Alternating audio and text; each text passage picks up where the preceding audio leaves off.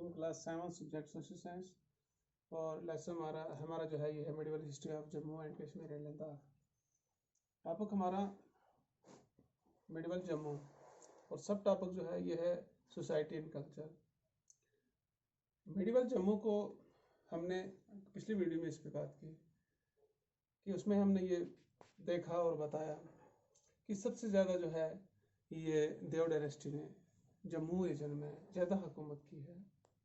बीच में तैमूर भी आया और फिर उसके बाद मुगलों ने भी वहाँ पे हुकूमत की। तो उस वक़्त का समाज और उसकी सकाफत क्या थी, यानी लोगों का रहन सहन कैसा था, कौन सी रीत रिवाज वहाँ पे चलते थे, किन चीज़ों को लोग फॉलो करते थे, किन चीज़ों को लोग अच्छा समझते थे, क्या क्या होता था उसमें, तो उसको हम डिस्कस करेंगे। जैसे सोसाइटी एंड कल्चर है, चादर डालना, पर्दा, लिटरेचर, आर्किटेक्चर क्या था, पेंटिंग वगैरह। ये मेडिवल जम्मू में, मेडिवल पीरियड में जम्मू में ये चीज़ें कैसी चलती थी, इस पे हम बात करेंगे। So far as the society and culture is concern, जहाँ तक इसका ताल्लुक है, दो चीज़ें वहाँ पे बहुत ज़्यादा पाई जाती थी। एक सती, दूसरा फीमेल इन्फेंटिसाइड, यानी these two thing were the fashion of the days. ये दो चीज़ें जो थी उस वक्त वहाँ राइज थी, और इसकी वजह ये थी, सती क्या है और फीमेल इन्फेंटिसाइड क्या है। सती वहाँ एक रस्म थी। ये हिंदू और जो उनके बड़ी जात वाले लोग थे, ब्राह्मण जो थे, उन्होंने अपने एक रस्म बना के रखी थी कि कोई भी शादीशुदा अगर किसी औरत का खामद मर जाता था तो उसकी बीवी को उसकी चिता के साथ जलना पड़ता था, यानी ये वहाँ की रस्म थी। और जो ब्राह्मण लोग थे उन्होंने अपनी औरतों पे तालीम पे पाबंदी लगाई हुई थी। वो ये समझते थे कि हम बड़े लोग हैं, हमारी औरतें बाहर नहीं जानी चाहिए। तो उन्होंने यहाँ तक कर दिया कि सती की रस्म जो है इसको राइज कर दिया। सती मैंने आपको बताया, यानी अगर खामन की वफात हो जाए तो उसकी जब चिता जलाई जाती है तो उसी की जलती हुई चिता में भी उसकी जो बीवी होती थी उसको जलाया जाता था। ये वहाँ की रस्म थी। और दूसरा फीमेल इन्फेंटिसाइड, यानी जो मादा बच्चे हैं, जो बच्चियां होती थी, छोटी बच्ची जब पैदा होती थी उनको मार दिया जाता था। ये आम रिवाज था उस वक्त जम्मू में। सोसाइटी जो थी उसने एक कल्चर को बना के रखा था, और वो ये वजह बता रही थी। उनका ये मानना था कि एक तो ये पवित्र रहती है, इससे कोई गुनाह नहीं होता है अगर सती कर देंगे, और दूसरा अगर मादा बच्चों को हम हलाक कर देंगे तो उससे ये होगा कि हमारा जो lavish expenditure on their marriage होता है वो खत्म हो जाता था। उस वक्त का रस्म रिवाज ये था कि वो बहुत ज्यादा बड़े बढ़ चढ़ के बच्ची की शादी पे खर्चा करते थे। तो फिर वो ये मानते थे कि बच्ची की जब शादी करेंगे उस पर इतना ज़्यादा खर्चा हो जाएगा, तो इससे बेहतर है कि हम बच्ची को पहले ही मार दें। इसकी वजह ये थी। ये वहाँ उस दौर की मेडिवल पीरियड की सोसाइटी भी थी और ये कल्चर भी था।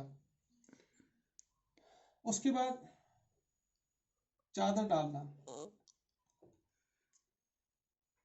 हिंदू समाज जो था वो विडो जो होती थी उनको अलाउ नहीं करते थे रीमैरिज के लिए।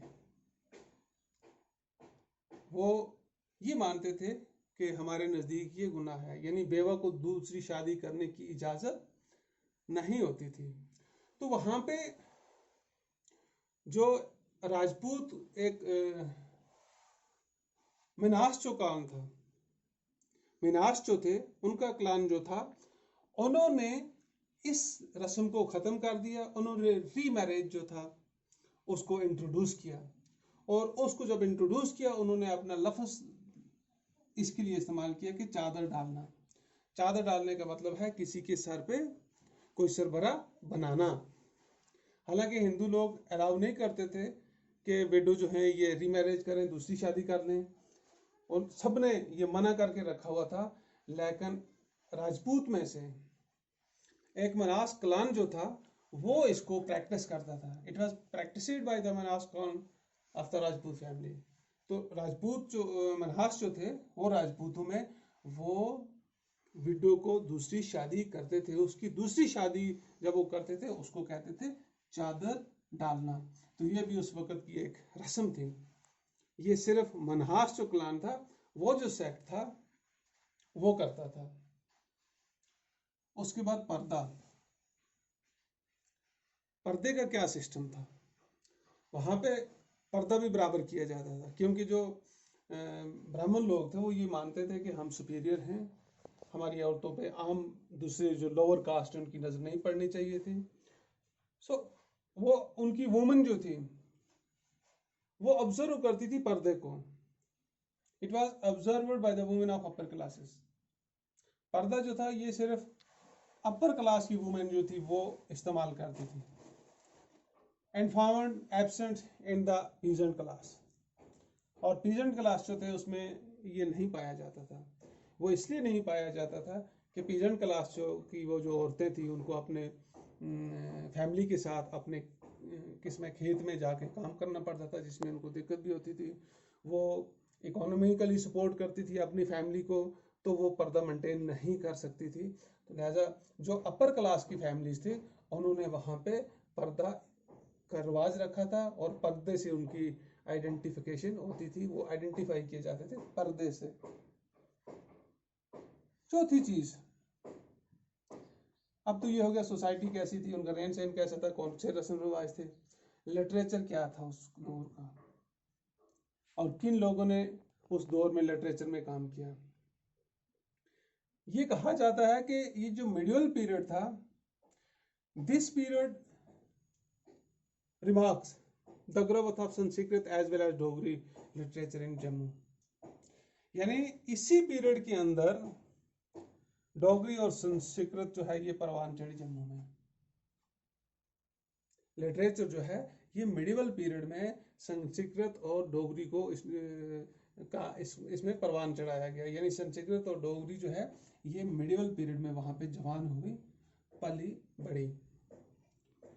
बहुत सारे स्कॉलर हैं, लेकिन उनमें से दो जो हैं, केवी देवी दत्त और पंडित गंगाराम, ये दो बड़े स्कॉलर थे उस दौर के। इन्होंने अपने आप को इतना फ्लोरिश किया जम्मू में, और उन्होंने दोनों जबान में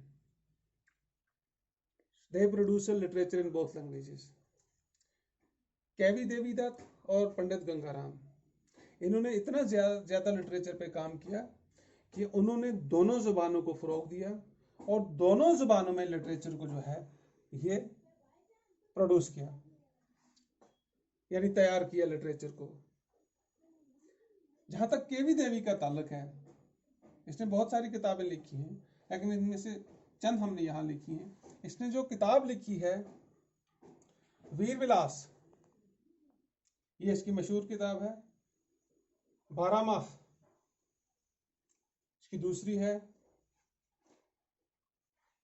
ब्राजराज, पंचसका एंड कृष्णा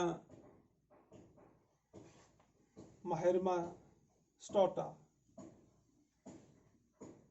ये इसकी किताबें हैं, ये इसका काम है जो इसने किया है। इसका दूसरा जो है पंडित गंगाराम, पंडित गंगाराम ने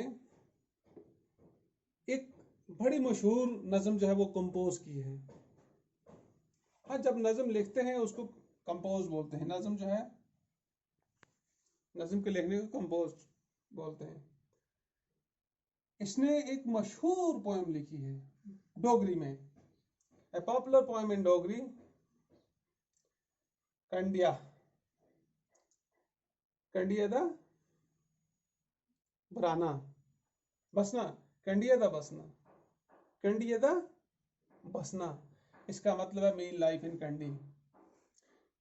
मेन लाइफ इन कंडी बोलते हैं जो दूर दराज इलाके हो, यानी प्लेन ना हो, उससे थोड़ा दूर हो, यानी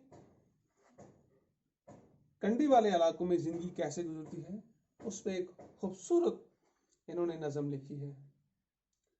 और भी बहुत सारे इनके कारनामे हैं। कहने का मतलब ये है कि मिडिवल पीरियड के अंदर संस्कृत और डोगरी दोनों जुबानों को बहुत ज़्यादा फ़रोग मिला। उसके बाद इस पीरियड में आर्किटेक्चर फन तामीर कैसी रही है? यूं तो ये माना जाता है large number of monuments erected at Basohli Jammu, बहुत सारे मॉन्यूमेंट्स हैं वो जम्मू के अंदर बसोली के अंदर तैयार किए गए हैं, लेकिन यहाँ पे हमने 2-4 लिखे हैं। जैसे परीको केव टेम्पल, ये उसी दौर का बना हुआ आर्किटेक्चर है। पंचबख्तर टेम्पल, ये भी उसी वक्त का बना हुआ है। भीमगढ़ फोर्ट, ये भी उसी वक्त का बना हुआ है। और चेंगस फोर्ट, ये भी उसी वक्त का बना हुआ है। यानी मिडिवल पीरियड के अंदर जो आर्किटेक्चर वहाँ पे हुआ था, जिसमें कुछ कोई टेम्पल बनाए गए और कोई फोर्ट बनाए गए। उसके बाद पेंटिंग। पेंटिंग जो है ये इस दौर की एक खास वहाँ पे उनकी ये होती थी, एक कल्चर का हिस्सा था। यानी हर आदमी जो था वो पेंटिंग के जरिए अपने आप को एक्सप्रेस करता था।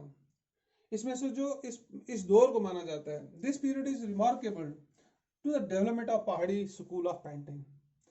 इस मिडिवल पीरियड के अंदर जम्मू के अंदर बसोली के अंदर एक पहाड़ी स्कूल ऑफ पेंटिंग को खोला गया था, बनाया गया था, जिससे कि लोगों को पेंटिंग जो है वो देखने को मिलती थी और उसको ऑब्जर्व भी करते थे, वो पेंटिंग में एंजॉय करते थे। Thank you.